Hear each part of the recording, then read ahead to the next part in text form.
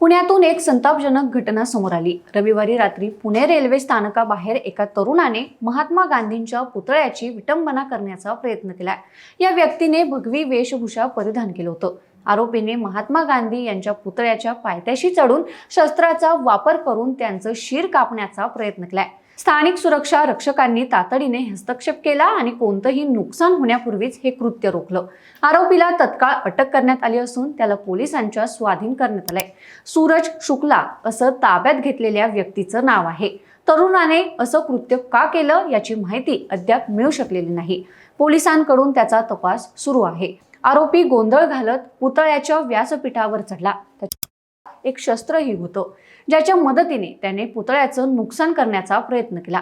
हे पाहताच स्थानिक सुरक्षा रक्षकांनी तातडीने कारवाई केली आणि आरोपीने कोणतेही नुकसान करण्यापूर्वीच त्याला अटक केली। त्यानंतर पोलिसांनी घटनास्थळी पोहोचून आरोपीला पोलीस ठाण्यात नेलं। पोलीस अधिकाऱ्यांनी पुष्टी केली आहे की आरोपीला ताब्यात घेण्यात आलं आहे आणि त्याची चौकशी केली जातेय। पुढील तपास सुरू आहे।